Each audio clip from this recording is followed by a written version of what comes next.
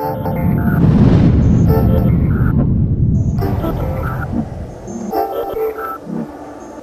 guys, today we're going to do a deep dive into some of the shocks from our shock value series. This was our 2.0 series where we are testing more budget-minded shocks. And I already can tell that you guys are going to the comments right now and saying, but these are Fox 2.5s, they cost so much money.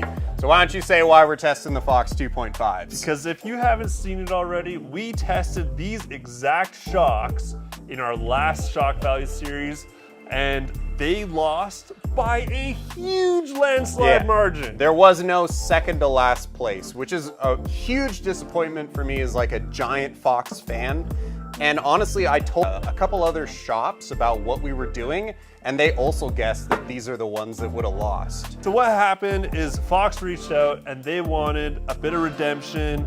They sent us a little bit of a note about why maybe they were the worst ones. You know, they had some stuff to say, so we're like, you know what?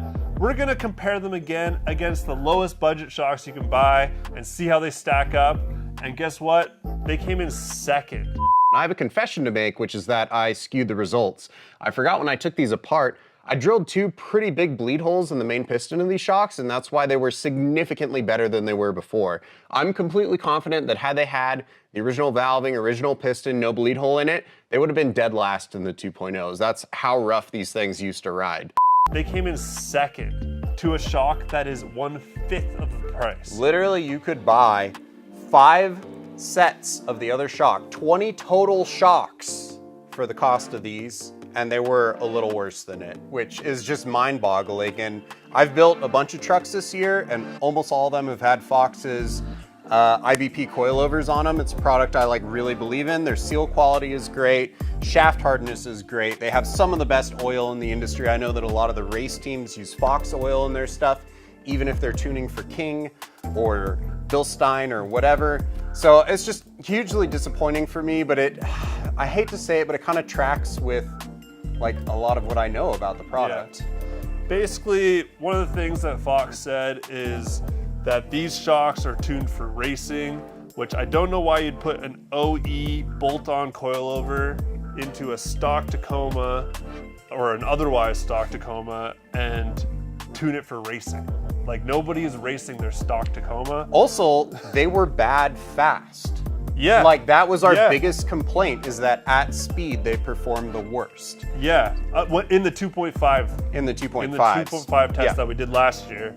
This year, they stacked up well against the other shocks, but like I said, they're at a 5th or 5 times the price. Yeah. So you are getting more for your money. You're getting an adjustable shock body, you're getting an actual top hat, whereas every other shock we tested, you have to use a stock style top hat that you have to assemble yourself. So you are getting more. You're getting reservoirs, obviously. You have nice big bushings here. You're getting a 2.5 body compared to all the rest, which are a max of a 2.0. But they still just weren't better. I think maybe if we ran these for a long time, they wouldn't have experienced as much fade as the other shocks. Yeah, but I agree. We didn't have the time to run these until they were heat soaked. So, I mean, for the just straight performance at the base tune, these only came second in our budget series. Yeah, which is honestly not good. And Fox did also say that they're focusing most of their efforts on the Performance Elite series, which is going to be great for you guys because it's an aluminum body product. Yeah. So it physically cannot rust, which I know is just a nightmare where you guys are. It is, and I think if you guys want to see us retest our original series with better graphing, just make it better in general, more consistent, all the stuff that you guys said you wanted to see. If you want to see us do the Performance Elite series, the aluminum newer shock bodies from Fox in that series with maybe some other shocks, maybe some ADS, some other stuff, definitely like this video, like all of our videos, and we will try and come back and make that happen. These videos are expensive to make, so if you ever want to buy some shocks or parts or anything, definitely hit up Ian from Wheel Every Weekend, or hit up us if you're up in Canada, and we'll be stoked to help you out, or even just buy a sticker or something. Anything helps to make us, know you guys want us to make more of these videos. Because really the biggest thing is we want to sell you the best product, and we want to do it reliably. That's why we tested these blind. we could have been the laughing stocks of the industry because we've always been saying, you know, this shock was better, that shock's better, and then we blind tested it and they're actually the worst.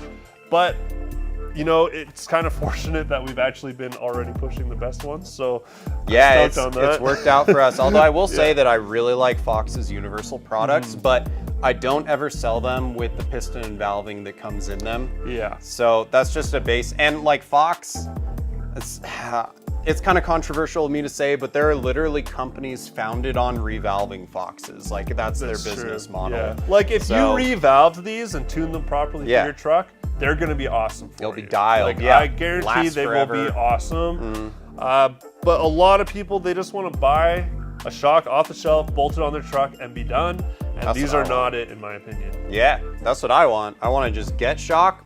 It's designed for the truck. I put it on the truck, and I'm trucking. You know? And yeah, you just don't quite get these with these. Just disappointing. I'm still a big Fox fan. Have been for a decade. Me too. Especially in mountain biking, they make great mountain bikes. Hell yeah, they do. They make fantastic mountain bike shocks. I think their universal IBP coilovers are the best on the market. Their Performance Elites, I've messed with a couple of them, and they seem pretty good. And they have some of their internal bypass, like JK Bolton or JL Bolton shocks, which tend to be pretty good. They have a lot of Raptor stuff. They have like the recirculating reservoirs. There's a ton of like race tech that Fox then puts into off-the-shelf products, which I really appreciate. But dude, the valving. And The one valving. One other thing I do want to mention, being from Canada, is Fox, in my opinion, have one of the worst coatings I've seen. They always turn to rust faster than any other shock I've seen, other than maybe the OMEs, which have paint on them. But yeah, these bodies just start to rust. I've seen a lot of cracked coils. I've seen a lot of rusty bodies. It's something that could be improved. I mean, a lot of people say that these coatings are better than King's, but in my experience, is not the case. I've installed a lot of both, and these ones always rust first. So one interesting note on the coating is that Fox is going away from this kind of like nickel coating, and they're going to a Cerakote on their products. And I think they've had some issues with nickel coating in the past. Like even just a month ago, I got a set of bypasses in, and one of the bypass tubes was just not coated.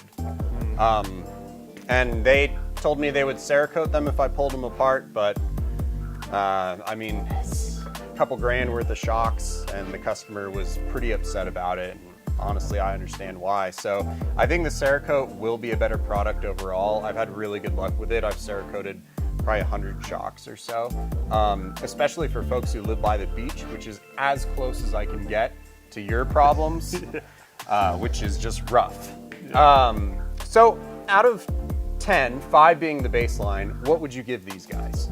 I would be giving these a 7.5. I'd say. I was gonna say 7.5. Yeah, I would say 7.5. Yeah.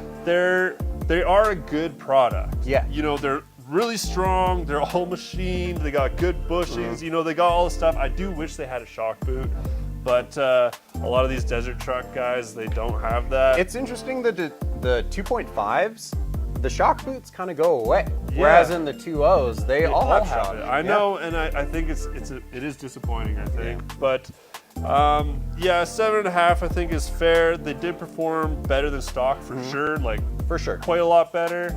But which is opposite of what we thought actually. Yeah. When we did our original Shock Value series.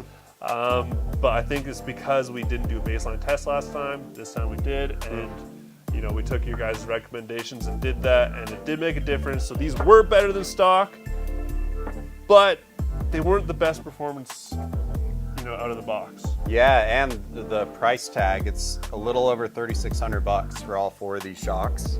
So our next contender comes in at 20% of the cost. Yeah. You could buy 5 sets of the other shock for one of these. And it was maybe marginally better, I would say. So stay tuned, get subscribed, like, ring the bell, all that stuff to see our last video in this series, which will be our #1 contender in the Shock Value 2.0 series. And if you haven't watched our other videos, definitely go and do that, and we'll see you in the next one. Bye.